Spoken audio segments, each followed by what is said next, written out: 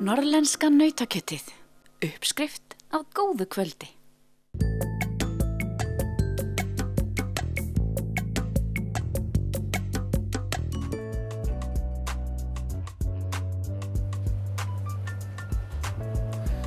Já, það gengur mikið á hérna í eldhúsinu í Bautanum á Akureyri, veitingahúsinu. Guðmundur Karl, veitingamaður, hér þú ert að útbúa risalamand sem að svona á flestum borðum Íslendinga jólinu, ekki? Jú, ég held það. Þetta svona, má segja, rúsínan í pulsendanum í jólahlaðborðinu og mikið atriði að þetta sé gott og í góðu lagi og við leggjum okkur fram það hér á Bautanum að reyna að hafa þetta þannig að allir séu sáttir og ánægðir með. Það eru hreinlega að skipta skoðanir hvernig á að útbúa þennan rétt. Já, hann náttúrulega eins og margt annað sem við erum að gera. Hver hefur sína aðferð og útfærslu í rauninni. Og við erum hérna á Bautanum, náttúrulega Bautin búin að starfa lengi og vera með jólahlaðborð áratugum saman og þetta hefur svona þróast hjá okkur í gegnum tíðina að hafa þetta einfalt. Við finnum það að gestirnir okkar leggja ekki upp úr einhverjum krúsidúlum og mikið heldur vilja hafa þetta bara í grunninn, einfalt og óskaplega gott og það er mikil áhersla lögð á að grauturinn sé góður og grjónin sé ekki hörð.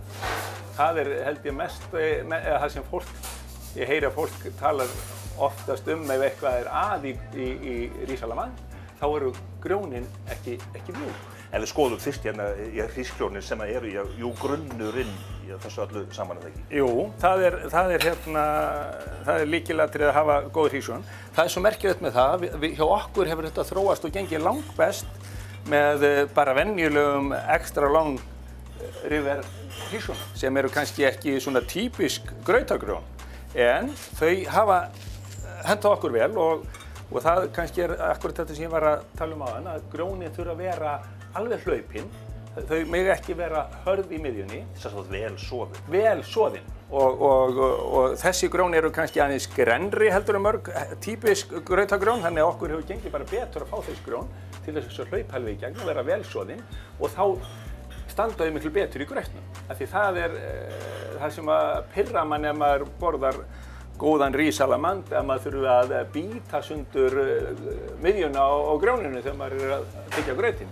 En sumir segja að það sé nú tiltölulega einfalt að sjóða hrísgrjón, en svo nú ekki. Nei, þetta eru faktorar sem menn eru þarna að glíma við. Það annars vegar hitinn og löngun til að brenna, af því að mjólkin viðkvæm í eldamennsku og henni hættir til að brenna ef hitinn mikill og ekki færi rétt að. Og svo þetta hitt að við þurfum að sjóða þetta það lengi að hrísunum sem sjóðin. Þannig að þetta svolítið að tóðast á og þarna kunstinn að ná þessu saman, þannig að verði úr þessi fullkomna útkoma. En eitt svona, bara svona kokkaráð, mjólkin sem maður setur út í, hún volg? Já, sko, það sem það kannski tvennt sem við höfum svona þróað með okkur til þess að ná sem öruggustum árangri í þessu. Það annars vegar þá störtum við á því að sjóða grjónin aðeins í vatni til að fá svolítið kröftuga suðu inn í grautinn og það bara lítið vatn sem byrjað á. Síðan setjum við mjólkina heita saman við. Ég held að það sem fólk ofta að glíma svolítið við að það að setja kalda mjólk út í og þá kólnar potturinn niður og þá suðan svo lengi alltaf að koma upp og þá nær ekki grjónið að hlaupa í hreinni suðu. En ef við náum að setjum góða suðu í pottinn, fyrst í vatni, komum svo með mjólkina að heita saman við og bragðefnin, þá náum við að halda bara öruggri suðu allan tíman og okkur hefur reynst bara vel með þessi hrísgrjón okkar, svona hálftími. Og svo það svona innanhúsregla þegar við teljum að þetta sé orðið klárt, að sjóða þá 5 mínútum lengur. Þá verða þau alveg ekta flott. Og núna erum við búnir að því að sjóða hrísgrjónin 5 mínútur lengur aðeins og hvað tekur þá við? Þá tekur kælingin við og hún líka svolítið atriði þessu að því að það sem vill gerast ef að grauturinn settur heitur inn á kæli, það stendur eitthvað kannski fyrst á bekk og svona í kæli, þá mjög fljótt að koma smá skán ofan á hann. Og þessi skán getur verið til vandræða ef menn sjá ekki við henni, því þá myndast kekkir í grautnum. Þannig það eru svona 2 meginráð sem við notum. Annað það að sáldra aðeins sykri yfir grautinn bara þegar við erum búin að koma honum í það ílát sem við ætlum að kæla hann í. Sáldra smá sykri yfir, þá einangra það þannig að það verður ekki í skán og hitt að láta hann bara aðeins rjúka og setja svo bara plastfilm yfir og kæla hann svoleiðis niður. Og svoleiðis kælum við grautinn hérna hjá okkur gjarnan yfir nótt og síðan tekur við að þegar fer að styttast í að afgreiða þennan fína graut þá tökum við þeyttan rjóma sem er náttúrulega í ákveðnum hlutföllum hjá okkur og það er ágætt að hann sé svona bara eins og maður segir nokkurn veginn full þeyttur og byrjar aðeins að losa grautinn sundur, hann vill verða svolítið stumpur eða hann stendur yfir nóttina, losa hann svolítið sundur fyrst áður en við setjum rjóman í. Það er líka til þess að við fáum ekki kekki, við erum að losa grjónin svolítið hvort frá öðru. Ef við setjum rjóman strax svona í þykkan grautinn, þá vill rjóminn svona læðast á milli og svo verða svona kekkir hjá þar og það viljum við ekki heldur, þannig að þetta er smá kúnst. Þannig við bara losum fyrst svolítið grjónin svona á þess að hræra það of mikið, þegar við viljum ekki slíta það of mikið sundur og síðan bara blöndum við gætilega saman við þeytta rjómanum þannig að þetta verði svona, grauturinn verði svolítið léttur og mjúkur í sér og svona hæfilega þykkur. Okkur leiðist að hann sé mjög þunnur þannig að maður langar til að hafa þetta svona eins og góðan úðing á þykkt. Það hefur þróast þannig okkur að við höfum ekki haft möndlur af því að það fellur ekki öllum í geði að vera með möndlur og svo er bara grauturinn svo rosalega góður svona bara eins og maður segir grunnurinn. Þannig það þarf ekkert annað heldur svo bara góða karamellusósu með sem eru í okkar huga ekki síður mikilvægt að sé góð og maður vill ekkert spilla þessu með möndlum eða öðrum skreytingum. Auðvitað gera það sumir sem að vilja svona fara með þetta í einhverja aðra áttir en okkur hefur reynst þetta happadrykst.